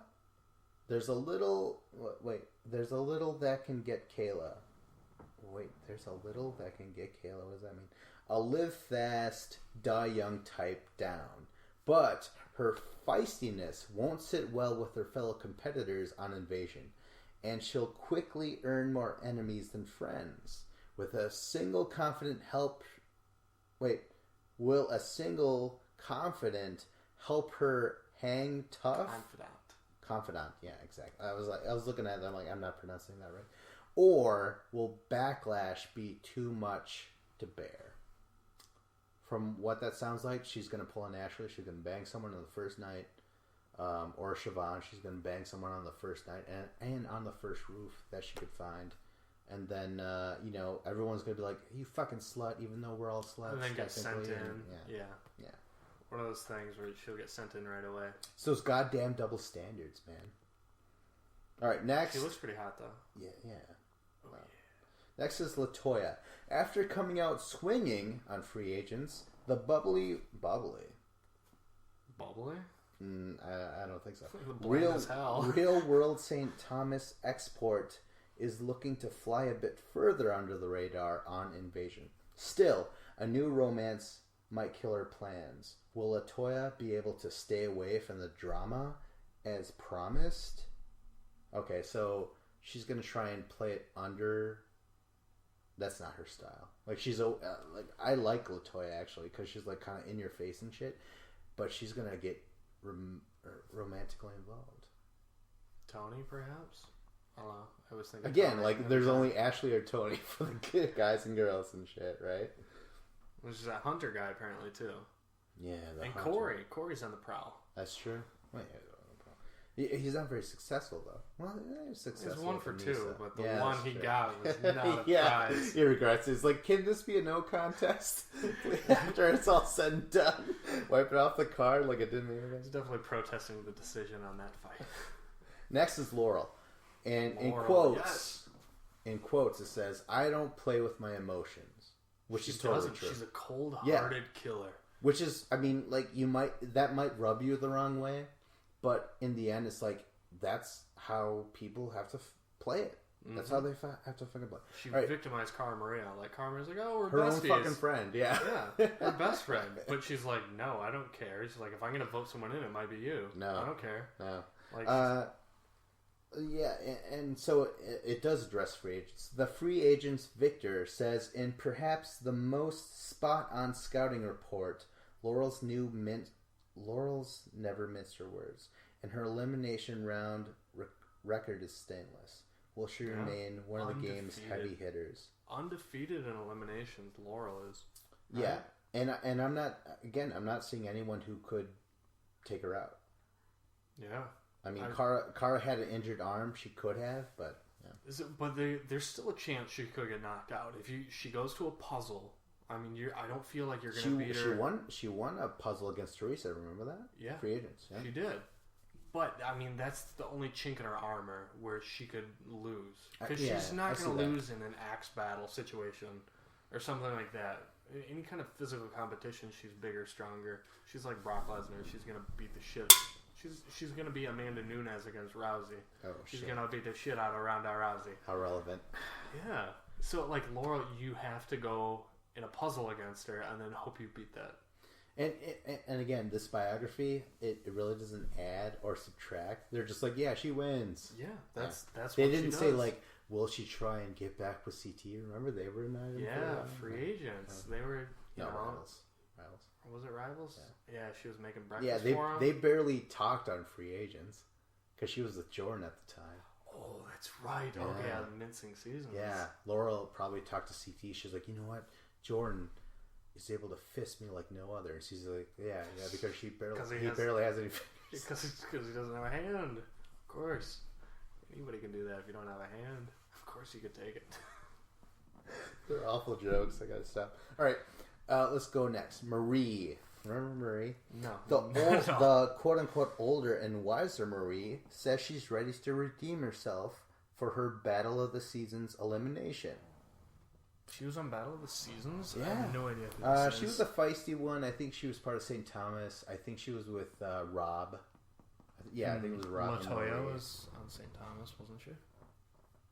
I think you said might that. She might have been. Yeah. Rob, who was the other one? What do you mean? Part of the Seasons? Yeah. Who was the other St. Thomas person? Fuck. God damn it. I'm gonna Google Marie, it right now. Rob, Trevor, or Travis, or some T word. For sure, look that shit up. But I'll read the rest of it.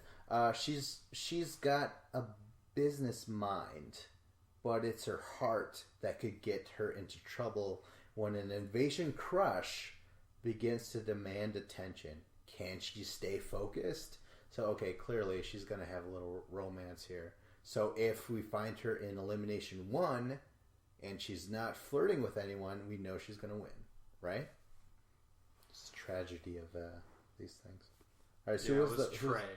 Trey, yeah. Trey. I was so goddamn close. God damn it. Ashtray. I was like, it's close. But it was, what's her name?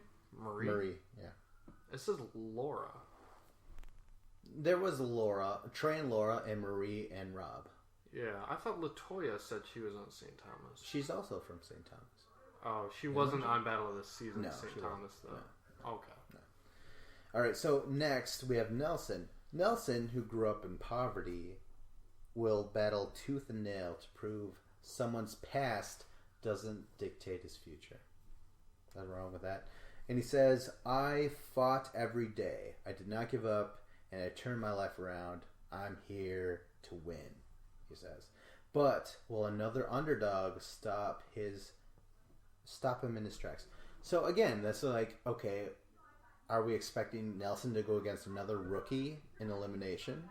It sounds like that. It sounds like they're setting up for Nelson to go against another underdog. But Nelson, he's such like a physical, like he's just built. The dude is just jacked. Yeah. So yeah.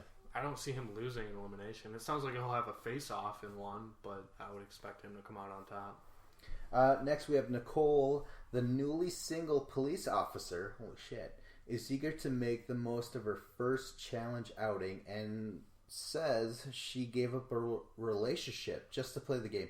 Wow. That's like Laurel shit right there. Where she's like emotionally doesn't play the game. I mean... Just because she is giving up a relationship to get on there? Yeah. That's what it just said.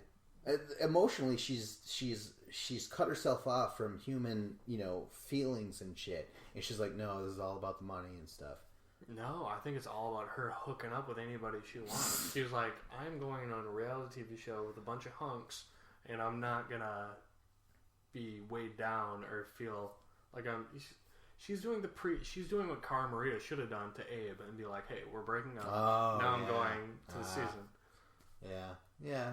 Because, I mean, there's so many competitors that get caught in their weird limbo. Like Jenna. Jenna could have been having fun last year. Instead, she's crying on the phone like, Zach, where are you? I wish I never would have came. Yeah. Nicole, she's dumping her ex, and now she's on the prowl for whatever. And it says, still, it won't be long before she catches the eye of another suitor. Or two. Ooh. Or two. Two? There's going to be two dudes fighting over her ass. I know. And the winner gets put in handcuffs. Yeah. But, like, two suitors, I mean, that could, why not accept both? I feel like whoever gets with Nicole, not to, like, bash her looks, but I feel like it's whatever guy couldn't get with Ashley. Smash is kind of I gotta say. Alright. I'm not here to make fun of anyone's looks, but if you want to, rip on Nicole, this is Ashley's not, like, far superior over Nicole in any means. Maybe personality-wise. I don't know how exciting cops are. I would imagine very bland.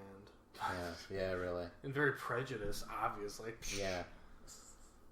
Have you been drinking today, sir? I'm like, no, it's like 2 p.m. Returns my license, about to leave, then turns back and says, do you have any drugs in your car? I'm like, no, I don't.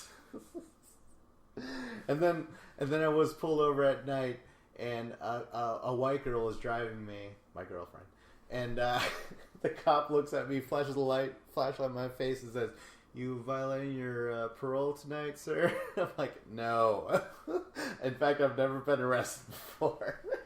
What is this parole you speak of? Alright, so anyways, Nicole, the officer. That kind of makes me feel a little bit different about her. The more I think about it. Yeah. I know. Yeah. She's like, Black lives don't matter. Exactly. She's not hooking up with Corey.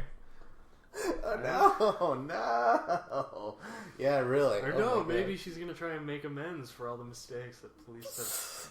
Yeah, give me your nightclub. Oh my god. Wow. I'm sorry about that. Oh my god. It's called the Billy Club, damn it. Okay. Alright, but yeah, we finished that thing, right? Alright, so who's next?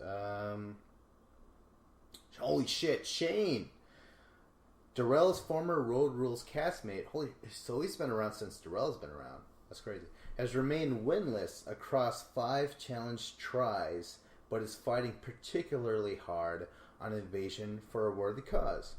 And in quotes, he says, I want to start my own LGBTQ business in Charleston, South Carolina. One of MTV's gay pioneers says. What's I know what LGBT is, but what's Q? Yeah. I mean, at some point, if you just keep adding letters to it, you'll have the full alphabet. Yeah. Let's Google this. Q. Does it mean questionable? Like you're undecided as to what sex you are? I was gonna say queer, but I'm like, no, we don't say that anymore. And with good cause. You can't say the queer word anymore, or the Q word. Q stands for queer and or questioning. Oh, it does. Oh, question. Okay. Well, we Question. were both right. I believe. Yeah, doesn't the definition of queer doesn't it mean like undecided or on the fence or something? For me, when I first heard queer out of a racist context, it was just like a mystery. Something's odd. Something's not quite. Yeah, a little different. Yeah. Okay. Okay. So yeah, Shane, he's coming back after years, and he's like, "Yeah, man, this is for fucking all my homies here." So Shane is gay? Are there any other gay cast members? There has been over the years. Yeah, there has been over the years, but like on this season. That's up to them. That's up to them. That's up to how convincing Shane is after he gets him drunk. Yeah. No, I mean, We'll see. We'll see after the first night of partying. Yeah. There could be some kind of... Who was it? Didn't Ryan get with... what was that guy's name? Ryan.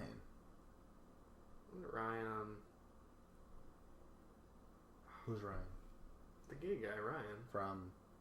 He was on like... Oh, Ryan. Okay. I was like, I had no idea who Ryan was. Didn't he talk some guy in getting a little gay that one season? Was it Fresh Meat or Fresh Meat 2 or... Oh, it wasn't like CJ or something like that? CJ? Was it? Yeah, I feel someone. Like... Yeah, I thought he had like a mohawk or something. Ah, God, I don't remember. People can get turned at a moment's notice. Yeah, I'd seen like he turned him. They got in the bathtub, or not the bathtub, the swimming pool. Hot tub. Yeah. So like Shane, he's been around a long time ago. I remember seeing him, but ultimately I have to say he was kind of uneventful, and I don't remember a whole lot of him. Shane's got a couple things to add to his... I mean, like, he was last seen on Fresh Meat. I think he is really fit. Like, he's a good competitor. But the one thing I do remember from him for sure is that he was... His first elimination was CT. And that was CT's first elimination. Yeah. That's a cool tidbit.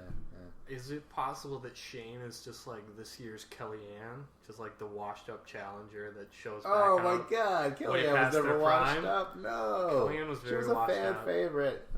God damn it. No. Not a fan favorite. Oh my God. Alright, so next is Sylvia. The wedding planner and Real World Skeletons export is fighting for cash to open her own event space. But she'll be caught between old friends and new allies on Invasion. Equal parts sweet and abrasive, Sylvia might still prove to have the same short fuse that got her in trouble in Chicago. I didn't hear anything about this trouble in Chicago. So apparently she's a little feisty, but like, who are her old friends? Like I said, new allies. Well, she's old from... friends. What is she from? God damn it, we read that too. It might have been Skeletons or something. I don't remember. We have no idea. Next is Theo. The former collegiate football player lost his cool on Real World Bad Blood and was sent home early. Oh, shit. We got a fucking disgraced ex-Real Worlder, which usually, when they come to the challenge, is pretty cool. Like, they always leave their mark. Remember Adam R from Rivals 1? He showed up, he punched Ty in the face and he left. No. I'm thinking of the other Adam that got into the fight with CT. Ah, right. Well, either way, I'm just saying, like, he left in a big blaze of glory, so Theo, whenever you get someone who's been taken out of the real world, like Puck from years ago, I doubt you even know that. The name is familiar. Yeah, I can't, yeah, this is dipping back into the the extreme past there. I know I was watching the challenge on Hulu, and after an episode was over, it just it jumps to like a show that you might also like. So it did another MTV show, and it started showing his season of The Real World. Oh yeah, Bad Blood. Yeah. So I saw him on there, and I saw like the first episode or two. I didn't see him get kicked off, and like I thought it was shocking that I saw that he got kicked off. Like, now I want to go back and watch it and see what happened, because he didn't seem like someone that was he seemed very sensible and cool. But I mean, these kind of reality shows, yeah, maybe you can keep your cool for a couple episodes, but eventually you kind of snap and you freak out because you're surrounded by crazy people. Yeah, you said that he seemed to be the voice of reason when you were watching. Yeah, And I mean that's why this challenge is so exciting, because it's not a physical challenge; it's an emotional challenge. If you can maintain your cool, like Tony, he can't maintain his cool. No, and Theo eventually getting kicked out of Real World. Dave Chappelle actually made a sketch out of that whole thing. He's like, really? What do you expect when one black guy is put in there with 6 other insane white people? What if he did the opposite? And that's why he made like the Real Mad World House or whatever. Remember that?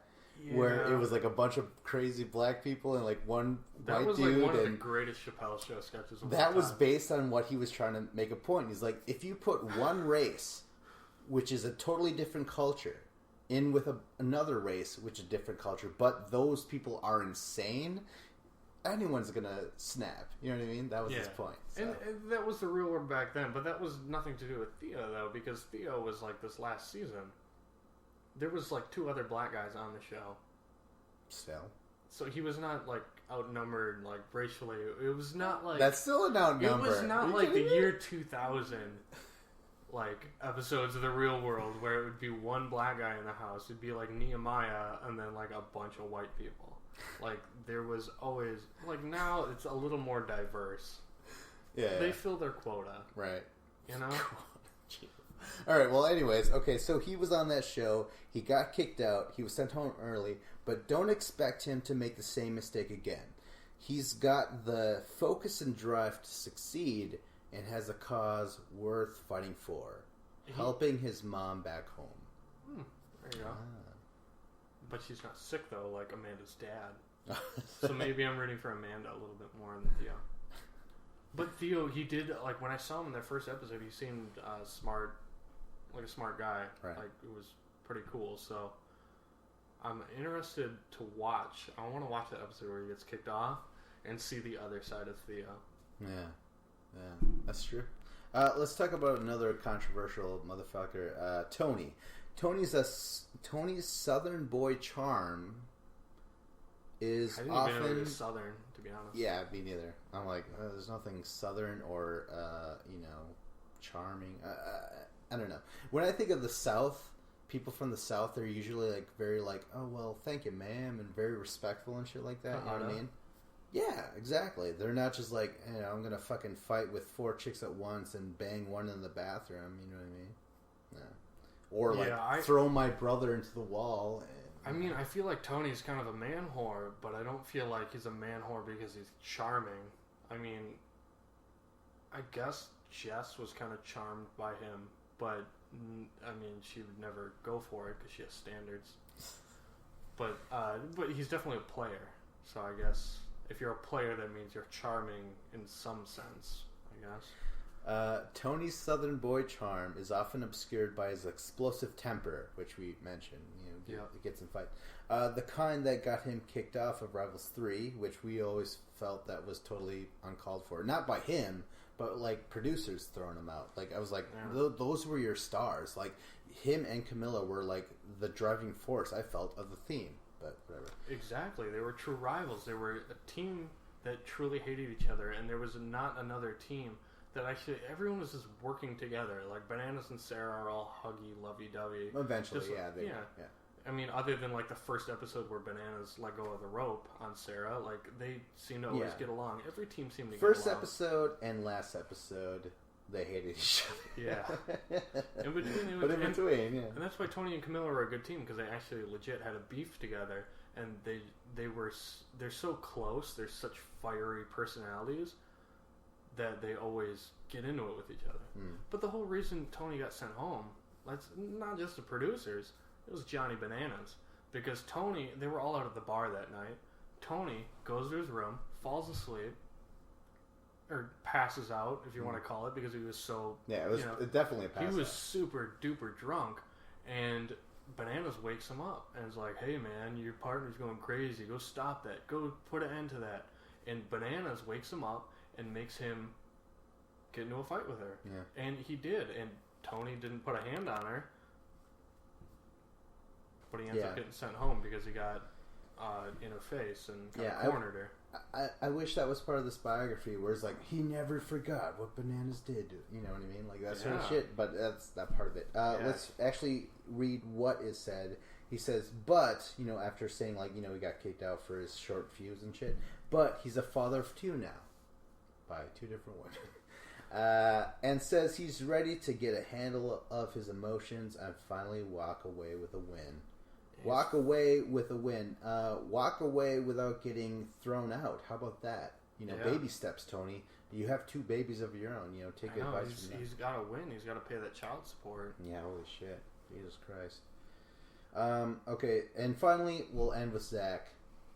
For all the games Zach's played, he's only got 1 challenge win etched onto his resume. And he's aiming to prove it wasn't a fluke. I mean, yeah, he had, what's his name? Frank, yeah. He had Frank to help him win in the Battle of the Seasons, but Zach's an awesome competitor. Like, he did definitely show weakness in that free agents final where he gassed out. Yeah, but that was elevation. Yeah, that was and dehydration and elevation. Yeah, I was gonna say elevation for sure because like we just watched the Verdum versus Cain Velasquez fight, and Cain, he wasn't ready. They're both big heavyweights, but he was not ready for that elevation. Yeah. And and the way Zach was cramping up in the free agents final, it was the elevation. He was cramping up everywhere. He's a bigger guy. It seemed like he was definitely dehydrated. I don't think he hydrated right for that because he was having he said when he was trying to do the rock climbing thing with Nani. Yes. Or was it Laurel? Like he would grip onto something. He's like, I can't release my hand. Like you have to move my hand. So he couldn't do anything. So a 3-day final could really hurt Zach. Holy shit! Yeah, right? Holy fuck! Would he be able to withstand it? Because Zach is so big and powerful. He's about like a short. If it's a short fight, if it's a knockout in the first round, he can hang. But you get him into those championship rounds of 4 and 5, he can't really hang. And that kind of makes me. I mean, like a quick side here. He's a big guy. He couldn't handle the elevation. CT is almost as big. Yeah. CT would have struggled as much? Maybe. Oh, he did when he was with Diem. And he couldn't hike up the mountain. They were in first place. Like, he let Diem down because he was stuck in the snow and he couldn't move anymore. Yeah, it's true. Okay, so anyways, he's trying to prove it wasn't a fluke, but will his history of entering into shaky relationships, Jenna, that's not me, that's actually MTV writing that, mean he'll be able to easily... Wait. Will he be too distracted? Now, I think there's definitely going to be some Jenna, Zach, they meet again, but I mean, to me, I feel like Jenna is kind of mature, and I don't feel like she's going to play into that. I think she's just going to be like, yeah, that was in the past, whatever. I don't feel like she's going to get into like squally little fights with him or anything like that. I think she's going to move past it. But Zach, I feel like he is kind of petty. I feel like he could try and do what CT would do with Diem, his ex, and kind of try and instigate her and make her jealous. I could see Zach doing that. All right. I mean, remember, Zach has 2 exes this time, Ashley and Jenna. As well. And, if he treats them like he treated Joanna, Oh, yeah. John A, sorry. Yeah, I was so goddamn close. You said Joanna before, and I was like, God damn it. On paper, that's how I would pronounce it. Yeah. But yeah, that's not right. Exactly. I always thought that's how you said it, too. All right. So that is all with the biographies. That actually took a lot more time than I thought. That was like an hour just talking about that. Yeah. Where we covered everything else. I'm okay with it because I like the cast this year. Like, there's a lot of good people, even the newbies. Like, I don't know anything about them, but I'm hopeful because there's definitely people who could step up and be mainstays. Like, you look at the newbies from the last few years who have returned. Like, there's guys like Corey, who was awesome. Ashley was awesome. Nelson and Amanda. Definitely some cherry picking. Yeah, they're all newbies, but I like them. I'm glad that they're back. Yeah. Okay, well, I don't know. We'll probably finish this up really quick. I just have to say, like, with the twist that I've learned over this episode, the challenge is never going to go back to where it's like, here is what the theme is. This is the rules. This is the structure, and we're going to stick with that all the way through until the end. Again, they're going to be like, episode 3, we're going to throw in a twist. And I'm sure before it's all over, like 3 episodes before the final, there's going to be another one. So, they're very loose with the constraints of how they set up the game, and they always want to be able to change things, and they think, to spice things up and make it different and throw curveballs at them. Yeah. And this is another season where they're doing that, where they're keeping it unexpected. And that can be a good thing and a bad thing, because sometimes it's just nice to have an easy structure where you're like, this is what's going to happen. We're going to let it play out and see who wins. Yeah. Hopefully they don't throw too many curveballs in there. I'm hoping that they keep that confined to the first 4 episodes or 3 episodes. Then after that, we just have a good challenge season where they're just competing. And you know what though, with all the details, none of this makes me think for sure this is an individual challenge. None of it screams individual at all, because you have these champions show up and you're like, okay, well, what does that mean? And then these people have to work their way up from squalor and try and get up, like Slumdog Millionaire style, you know what I mean? Yeah. So I'm just like, this sounds more gimmicky than actual competition. So, I'll still watch it. I'll still podcast about it and shit. But I've definitely lost. Now that the picture's a little bit more clear, I'm just like, I don't know, man. Yeah, because they are painting it champs versus challengers. But the fact that they're putting them in their own separate house and they have to work their way up to go against the champs, it seems like they're putting the challengers at a disadvantage. Already. Yeah. So, and I think maybe they're trying to do you have to work your way up, so we're just going to get the best challengers against the champs. Which true. Maybe that's what it'll be, but I still feel like once they get there to the Oasis, that the challenger or the champs they're so much better at playing the politics of the game, that when it comes down to voting and stuff like that they always seem to have that advantage.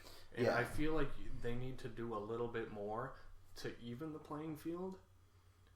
But at the same time, we just need the challengers to step up and play their own game. Like we saw it last year with Dario. Him and Corey and Wes and Thomas, they needed to get together and get rid of these other people, like Bananas and Vince. But Dario wouldn't go with it. He kind of just played Bananas' game, and he ended up losing because of that. So hopefully, it comes down to these challengers stepping up, playing their own game, and playing it smart, which they don't always do. Yeah, the big complaint with at least us and some other people is hey, the champions, the vets, we like them, they're good, they win and shit, but these new people, they suck and shit. And now we're putting a complete emphasis on the people that we like and that are successful, and the people that we don't know and aren't successful, the people that we want to rise up and win. So in the beginning, TJ is going to be like, hey, guess what? We want you guys to fucking win finally. Twist, 3 episodes later, we actually don't want you to win. We actually want Bananas to win again, or CT, Laurel. We want these favorites to win because, I don't know, it's a shitty twist the more I think about it. I like the Ruins, but was it fair? Not at all. No, but this isn't the Ruins. It's not teams. It's still individual. So it's really going to come down to if they're able to hang in those missions and be able to get the voting power to be able to be like, hey, I'm getting to pick a team to send in, and how they make that choice. Yeah. It's so hard to make a assumption as to how it's going to go. A lot of times it's just it's going to be what we've always seen. But there's still hope. hopefully these challengers will step up, play their game, and play to win. Yeah, I mean, they're always going to be at a disadvantage a little bit because, like last year in Rivals 3, Bananas and Sarah, they were easily the best team there, and they would always win the missions, and it got a little predictable because they would always win. They're always in a position of power. Yeah. And I hope that doesn't happen this year, because if it's always Laurel winning and always Bananas winning or CT winning and Cara Maria winning, like, how are we going to get anything different? Yeah. It's just going to... But, like, in sports, it's kind of how it works. Like, if you have a dominant champion, they're going to stay dominant until they find that young Cody Garbrandt to come up and knock Dominic Cruz off his throne. And, you know, and that's... Last year it didn't happen. Maybe this year could be the year where a young up-and-comer gets it done. Yeah, that's true. I mean, you know, real quick, I mean, you've already mentioned this episode that you like Battle of the Seasons. Why? Because of a bunch of new people. Yeah.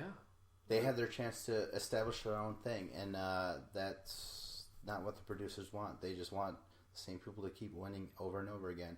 It does it sound unfair? Does it sound like you're like, hey, let the new guys have a chance? That's us really fucking begging and pouting about, like, hey, we want someone else new to win. We're not saying that we hate Bananas because he wins all the time. We're just like, he wins all the time. He will always win. And, you know, and we're saying that with CT, Darrell, all these champions. We really need someone else to have their own shot, but we're not going to get that. And the whole Underdogs thing in the very couple episodes, I'm sure is just going to be fucking annoying. So, but we do kind of talk out of both sides of our mouth when we say that, like, oh, we want a new person to win. We don't want it to be Bananas every year. But then all we do is shit on the people who are you the one because, they suck. They're shitty competitors. Which is... But, I mean, it does kind of work because the Are You the One people, they do kind of disappoint a lot. And it's really on them. It's not the fact that they're from that show. It's the fact that once they show up in the challenge, they're not playing it smart like the vets are. But this season, like, we do have enough challengers that are champs that have had past success. Like, Corey's been to a final. Jenna's been to a final. They know the inner workings of the game. Hopefully they can use that. Real quick before we take off, 3-day final. Where does it take place? What do you think? So where's the season taking place? Is it in Asia somewhere? It's in Thailand. Somewhere. Thailand. Wow. Krabi or Hobby, Thailand. I don't know. Okay. Maybe the Case Islands or whatever. But do you think they go to a different place? Where's your ideal final? They've already had it in the city, which turned out to be horrible. Yeah, well, they just kind of... It was a great idea, but then they kind of botched the execution of it, where they didn't really incorporate the city. They did it in abandoned places of the city. Yeah. Like, hey... Places in the city you never want to go to, except for the Olympic Coliseum at the very end. That's about it. Right? Yeah, but that was an abandoned place that nobody was in. Like, hey, this is like a 70,000 person stadium with nobody watching because we haven't had the Olympics here since the 1930s. Right away, I can't think of where else they could have it. I mean, it could be a lot of places. Does it matter though? No, it doesn't really matter. No. And like last year, they started off in Mexico and then they went to Argentina, which was cool. But we didn't really see a whole lot of Argentina other than like, hey, you're going to climb that mountain at the end. Right. Which is cool because I like them trying to climb a mountain at the end. So, I mean, where would they go? If they're in Thailand, maybe they go to some little island somewhere that's off in the Pacific. Australia, Russia. Maybe they go to Russia. If they keep in track with or keep in theme with invasion, maybe they should go to where did D-Day happen? Normandy. That would be in France. Yeah, there you go. Oh yeah, Normandy invasion. There you go. There you go. I like that. All right, man. Maybe they do Iwo Jima. Oh, that's close. Yeah, a little island off of Japan. Oh shit, letters from Iwo Jima. That's right. Good old Clint Eastwood. All right, well, you know what? We got to stop this. I am running out of steam. Okay. But yeah, we don't know if this is there's gonna be a part 5. Maybe when the trailer comes out, we'll watch that and give our whatever about it, but who knows? I have no idea. Dave has no idea, and neither do you. And that's the best place to stop this. Like, subscribe, comment. This is Battle of the Challenges podcast with Vincent Cloud and David Lauer.